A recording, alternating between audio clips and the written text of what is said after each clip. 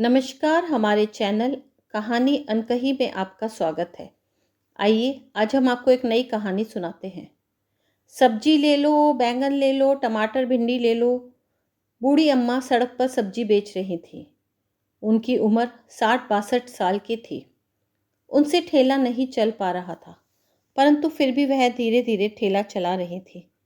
अम्मा की आवाज़ सुनकर एक दो लोग सब्जी लेने आ भी गए और उनकी कुछ सब्जियां बिक भी गईं। ठेला चलाते चलाते अचानक अम्मा को लगा कि उनको चक्कर आ रहे हैं। कुछ धूप के कारण, कुछ भूख, कुछ उम्र के कारण अम्मा चक्कर खाकर गिर गई। उनके सिर पर से खून बहने लगा। वह वहाँ बेहोश पड़ी थी। वहाँ बहुत भीड़ इकट्ठी हो गई थी, पर कोई मदद के लिए आगे नहीं आ रहा था। अचानक एक पुलिस वाले मोहित की नज़र भीड़ पर पड़ी। उसने लोगों की मदद से अम्मा जी को ऑटो में बिठाया और पास के हॉस्पिटल में ले गया। उनकी मरहम पट्टी करवाई। थोड़ी देर में अम्मा जी को होश आ गया। अम्मा, आपका घर कहाँ है? मोहित ने पूछा। आपकी चोट गहरी लगी है। डॉक्टर ने आपको आराम करने के लिए कहा है। आप आपके घर वालों का फ़ोन नंबर मुझे दे दो, मैं उन्हें बुलवाकर आपको घर भेज दूंगा। पुलिस वाले की बात सुनकर अम्मा जोर जोर से रोने लगी।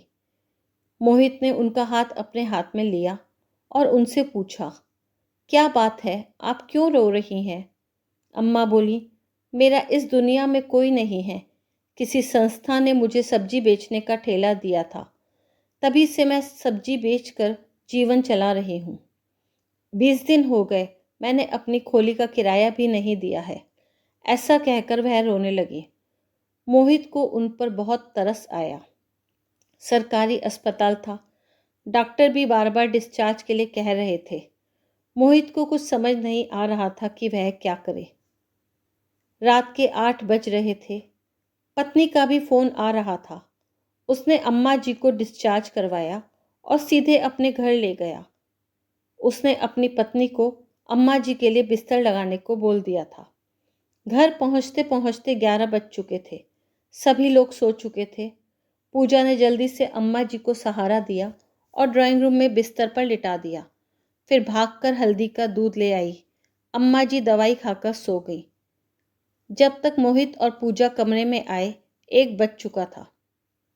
सुबह 8 बजे अम्मा जी उठी, जब तक दोनों बच्चे स्कूल जा चुके थे। बाहर लॉन में पूजा की सास चाय पी रही थी। उनको उठा देखकर वो भी अंदर आ गई। जैसे ही दोनों ने एक दूसरे को देखा, पहचानने का प्रयत्न करने लगी और जैसे ही पहचाना, दोनों एक दूसरे के गले लगकर रोने लगी। गोमती ने फौरन अम्मा जी को पहचान लिया। बोली, सुशीला जीजी, ये आप ही हो? कितने साल हो गए आपसे मिले हुए। ये क्या हाल हो गया है आपका? जीजा जी कहाँ हैं? और बच्चे?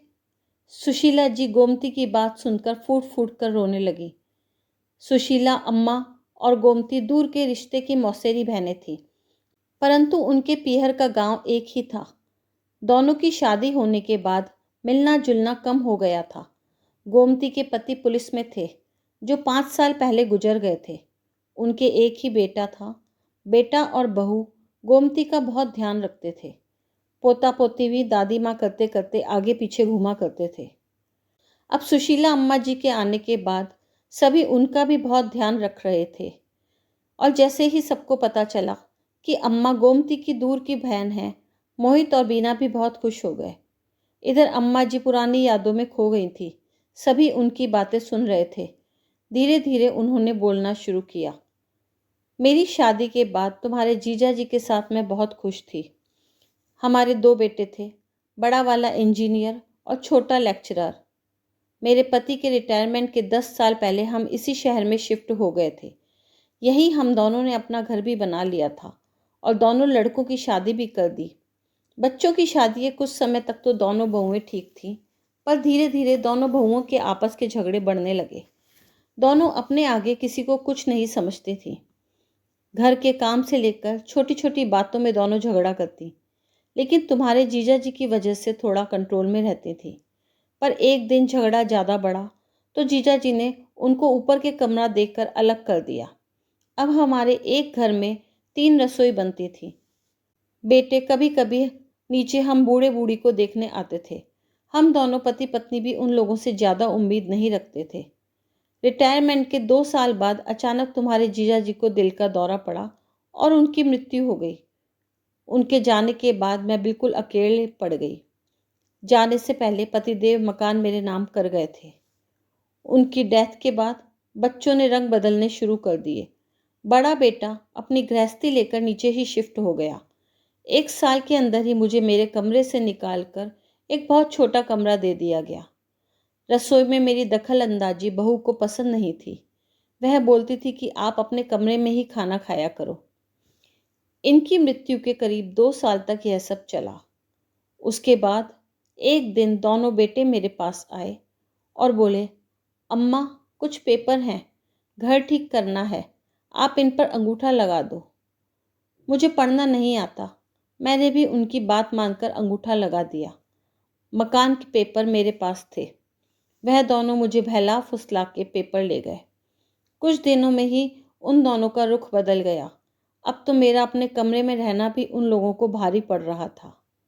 एक दिन संडे को दोनों बेटे मेरे पास आए और बोले, अम्मा आपको अस्पताल चलना है, वहाँ आपके कुछ टेस्ट होंगे, अपने कपड़े और दवाई रख लो।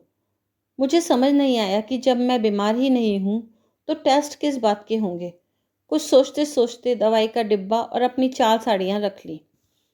दोनों बेटे मुझे अस्पताल ले गए। वहाँ मुझे एक जगह बिठा दिया और बोले, अभी पानी लेकर आते हैं। ऐसा कहकर अम्मा जी जोर जोर से रोने लगी। गोमती और बीना ने उन्हें चुप कराया। फिर वह बताने लगी, सुबह से शाम हो गई, दोनों बेटों में से कोई नहीं आया। मैं वहाँ बैठे बैठे रो रही थी कि वहाँ पर एक नर्स गायत्री आई, जो शायद सुबह से ही मुझे देख रही थी। उसने मुझसे घर का पता पूछा। मैंने बोला, मुझे पता याद नहीं है। उसने फ़ोन नंबर पूछा, वो भी मुझे याद नहीं था। बेटों के नाम पूछे, मैंने उसे बता दिए। वो अस्पताल के पीछे ही रहती थी। वह मुझे अपने घर ले गई, खाना खिलाया, बोली, आप यहीं सो जाओ, मैंने अस्पताल में आपका नाम लिखा दिया है। जैसे ही कोई आएगा वो मुझे खबर कर देंगी। 15 दिन बीत गए। दोनों बेटों में से कोई भी मेरी खोज खबर लेने नहीं आया। मैं समझ गई थी कि मैं उन पर बोझ हूँ। फिर मैंने गायत्री को बोला, तुम मुझे कोई काम ही दिलवा दो। बहुत दौड़ भाग करके गायत्री ने मुझे सब्जी का ठेला दिलवा दिया और अपने घर के पास ही खोली दिला दी। पिछले 6 महीने से मैं सब्जी बेचकर अपना पेट भर रही हूँ। गोमती जी ने सुशीला अम्मा को सहारा दिया और बोला, अब यही तुम्हारा घर है, तुम यहीं रहो। अम्मा की तबीयत में कुछ दिनों में ही सुधार हो गया। 10 दिनों के बाद अम्मा ने कहा, चलो मुझे मेरे घर छोड़ आओ। गोमती बोली, सुशीला, हम बचपन की दोस्त भी हैं और बहनें भी। तुम अब कहीं नहीं जाओगी, मेरे पास ही रहोगी। लगभग 1 साल के बाद सुशीला अम्मा एक दिन मोहित से बोली, मुझे बैंक चलना है। मोहित ने उनसे पूछा, कौन से बैंक? तब अम्मा जी ने अंदर जाकर अपने संदूक में से एक कागज़ निकाला और बोली, बेटा, यह हमारे लॉकर के पेपर हैं। इसके बारे में मेरे पति ने किसी को भी बताने से मना किया था। उन्होंने कहा था कि पहले तुम बच्चों का रुख देखना, अगर वह तुमसे सही व्यवहार करें तो उनको बताना, वरना जब तक सही इंसान नहीं मिल जाए इसके बारे में किसी को मत बताना। अम्मा जी के बहुत जिद करने पर गोमती और मोहित अम्मा जी को लेकर बैंक गए। अम्मा जी के पास सारे पेपर थे। उन्होंने वहां जाकर लॉकर से अपने सारे जेवर निकाले। फिर उन्होंने सारे जेवर सुनार को ले जाकर बेच दिए।